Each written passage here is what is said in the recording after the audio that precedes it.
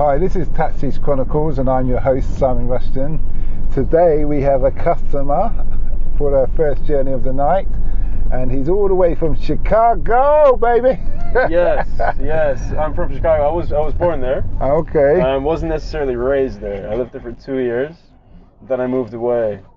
Okay. Yeah, so it was short-lived, but it was sweet, definitely. But you still have a strong American accent. Yes, I do. I went to international school, and I really try to retain it. So every single I've been in England for years now, but honestly, if there's one thing I try to cling on to, it's that. It's probably the accent. Yeah, fair enough. That's, you gotta love where you come from. Yeah, I suppose, yeah. Do you go back there? I haven't. I went to New York City last summer for a job, and that was the last time I was there, yeah. Okay. So, just for geography for our British people, whereabouts is Chicago? Is it in New York? No, not at all. So, that's actually a really good question. This is a bit awkward. Fuck, yeah, you know what? Good. You're not sure? All right. I'm not sure. I know this sounds bad, man. This sounds really bad. So you want to retain your accent, but you're not sure where you're from? I want to retain the accent, but yes, man, okay. Absolutely. I don't, that's bad, isn't it? I know we're east, but we're southeast. Come on, that's right, isn't it? I don't know. But anyway, let's move it on. Moving on. Jeez, all right, yeah. So you're in the film business. Yes. So tell us how the film business was before COVID-19, during COVID-19 as in the lockdown, and now. Wow, so where do I start? I'll probably start throughout lockdown. It was impossible to do anything, so it's difficult when you're so the film business is mainly freelance based, which means everyone is self-employed. Yeah. Or at least I'd say like a solid. The majority of the people. Like 90% or something. Maybe, yeah. It's hard to guesstimate. Yeah. Which means that there wasn't any work for a lot of people. Mm-hmm. And coming out of lockdown, I think I started working about a month ago, maybe a month and a half, yeah, something like that. Mm-hmm. Ago again, and it's picking up slowly. Mm-hmm. But obviously, like, filmmaking is a very immersive, very interactive business industry, and it's quite difficult when social distancing measures have to be abided by. So you have that on set, the social distancing on set, yeah? Yeah, absolutely. So everything has to be disinfected on set, because you obviously, like, if you're a freelancer, you work with people from everywhere, which means that a whole host of people come together that you don't necessarily know, don't know where they've been, and the same that goes the other way around as well. They don't know where you've been and whatnot. So you've got to be on the safe side. So everyone's wearing masks nowadays. Disinfected everything from the rental camera gear to it's a constant washing of hands and disinfecting.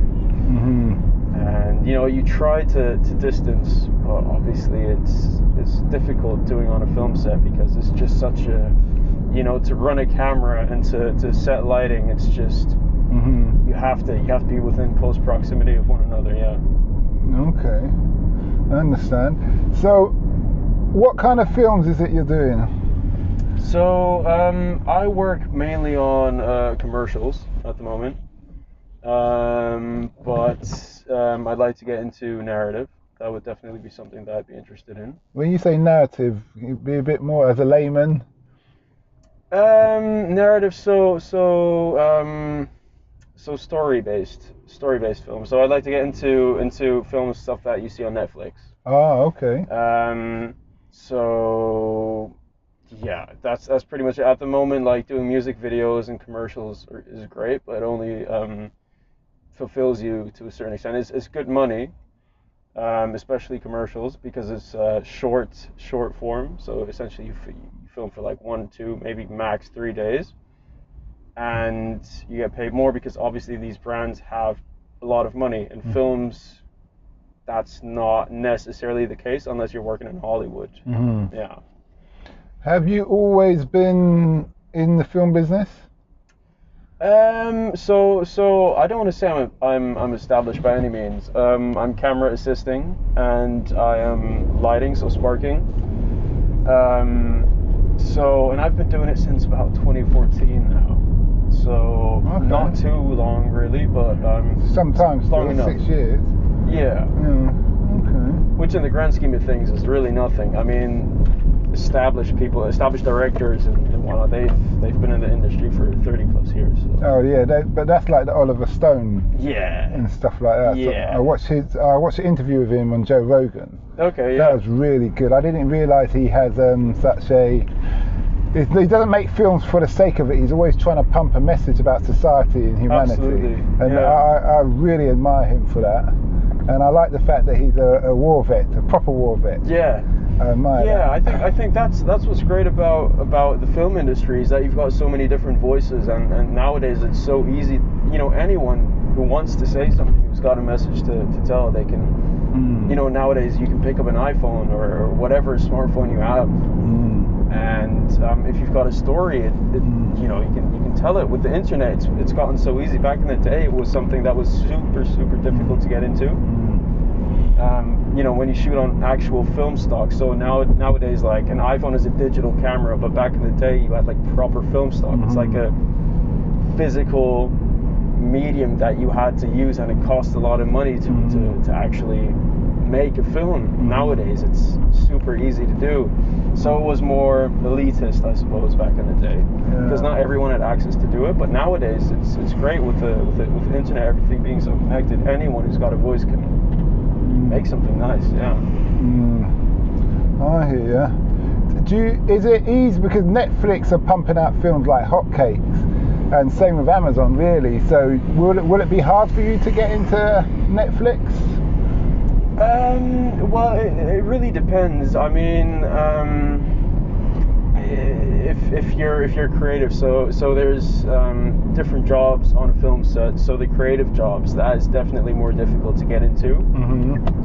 You definitely have to be established. And when you say the creative jobs, in what sense? Yeah, so if you're the screenwriter, if you're the director, if you're the creative force, the person that comes up with a story, works with the actors and whatnot. So I'm a technician, so I'm not involved with the creative process necessarily. So I can get hired on a job-to-job basis because for me it's not. I'm not creatively involved with it, which means that I don't have to spend months and months of prep. Yeah, your job isn't a thing that they know what you do and it's gonna sell because it's actually contributing to the bigger picture. Yeah. You're not like. I'm a facilitator, if you will. Yeah, that's I'm a facilitator of a creative vision, if you will. Yeah. So do you see a future for yourself in this industry if now things have gone back to as they are? Well, they're not quite the same. Well, I certainly hope so. It is difficult to say because it's ever changing, and as I say, I'm still starting off in the grand scheme of things. So I mean, I'd love to work in Hollywood on Hollywood stuff eventually, but I suppose so do most people that get into this industry. And at the end of the day, I want to tell stories. That is, I want to get into the creative part of the industry, but that is that's going to take some years. What made you want to get into this industry? Right, so I used to do a bit of acting when I was a kid, and just the whole vibe that you have on a film set is insane. It's like the camaraderie you have, the fun you have, but at the same time the attention to detail, it's really long hours, but it's just, you know, you become friends. It's a family on a film set. And you're all working towards the same goal. It's such a collaborative medium that it's awesome. And at the same time, you get to experience the world. So you get to travel. You get to shoot different things. You get to, you know, one day you're in the Middle Ages, in the Dark Ages, you know, in 15th century England. And the next day you're in Blade Runner. You know, you're in like 2049. Would you say there's lots of opportunities in the film business in England? Yes. So London is, I mean, still for Europe is still a hub for filmmaking. A lot of Hollywood films get made here. You have Pinewood Studios Bond, James Bond gets made here. I know parts of the Caribbean, those types of films, all of them get shot here. Oh, is it? Marvel, yeah, quite a few. It's Okay. yeah, it's pretty good. I mean, Harry Potter was shot here too. These are all massive Hollywood scale films.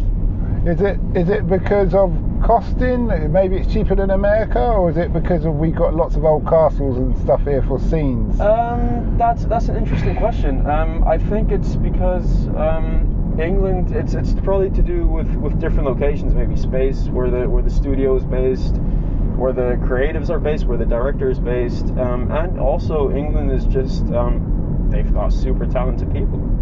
Yeah. Okay. So tell us about your acting school you went to. Was it like the Brits or what? Right. So I never went to acting school. When I say I did a bit of acting, I acted in a play. Okay. And Romeo and Juliet. Oh, I don't remember. You know, this was I must have been like 6 at the time. I was super young. And there was like this talent scout in the audience, and she just approached my mom at the time and asked if I was interested in. They were casting for some German film, and whether I was interested in auditioning. And my mom said, "Sure, yeah, whatever." So I did, and I acted in that, and then nothing ever came of it apart from my love for film. Yeah.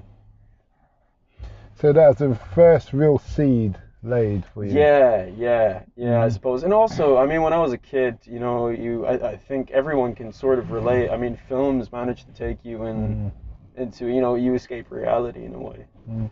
It's for me, that's always been fascinating. You get to connect with characters that you don't actually know. You know, it's to me that's always been.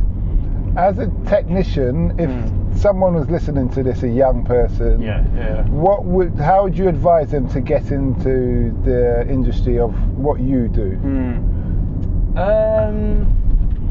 You know, that's a super widely debated question, and I think there's a lot of luck involved in it.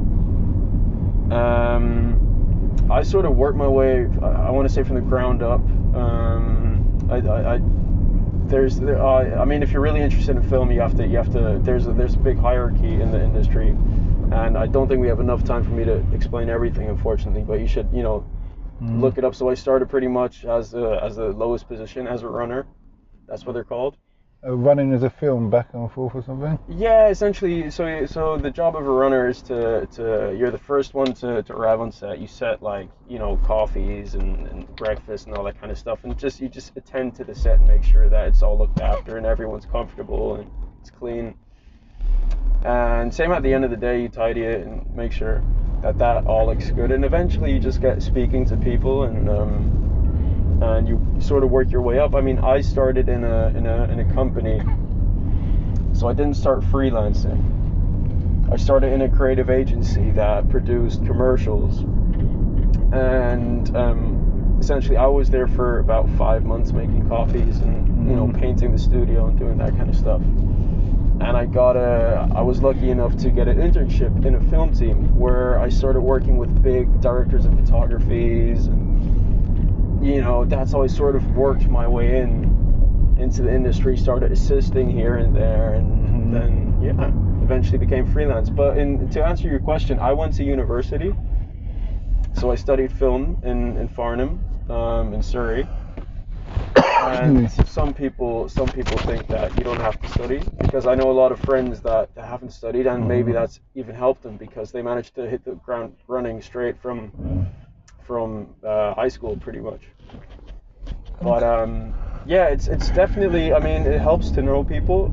I didn't, but just apply yourself, I suppose. You know, nowadays I think something that I would recommend is going through Instagram, Facebook, finding people whose work you like, and messaging them, just asking if you can maybe follow them for a day on set and see how they work. And free labor, kind of willing to learn attitude. Yeah, willing to learn, get down there. Yeah, I mean, I'm not a big fan of free labor. I don't agree with it Really? necessarily. Okay. Yeah, I don't, because especially in the film industry, I think there's a lot of people take advantage of you and of your willingness. But I think there's it's hard to, that's a long discussion to be had. But I always advise people, especially the younger generation, to get out there, get that work experience. It's better to be working for someone for free and you're gaining valuable experience than it is sitting at home playing PlayStation. agreed. For what length of time depends on yourself. Yeah. Like, you're going to get enough. If you're learning and you feel empowered by what you're learning, then you stay longer. If you feel, well, they're not teaching me anything new now, and it's been 6 months plus, then by all means you move on. But I'm an advocate for a certain element of free labour. Yeah, so I agree with that. I think it depends on everyone's financial situation. A lot of my friends, for example, I know that that's not something that they could afford. Okay. So I think that really depends on the situation, which makes it more difficult. But to each their own. I think that it depends on obviously your responsibilities and whatnot. But if you're doing a proper job, then I think you should get compensated for it. But again, it depends on if it's like Steven Spielberg allows you to be on his set for a day for free, then obviously I would jump at the opportunity. Yeah, because argumentatively, with his experience and his reference, you should be paying him. Yeah, absolutely. You're learning from one of the grandmasters in the film. It's like Alfred. It's only above him would be Alfred Hitchcock and those kind of people. Absolutely. That's like a once in a lifetime opportunity. I'm sure a lot of established people would work with the guy for free. So that's really interesting. The younger you, if you were looking back now at the younger you, is there anything you would advise yourself to say, don't do that, Will, or do this? In regards to life or the industry? Or both. Because they both combined in each other. Yeah, I mean, I think always remember, like, this, it might sound cliche, but like, I mean, life is pretty short, and like, I think remember what's important. You can work your bum off if you want, but like at the end of the day, don't lose, never lose sight of your goals, but remember that your friends need care, your family needs care, and stay in touch with the people that love you. And I think that's something that I noticed about myself, is when you get into a rhythm of working so much, you tend to lose sight of what's also super important, which is friends and family. That's I understand that.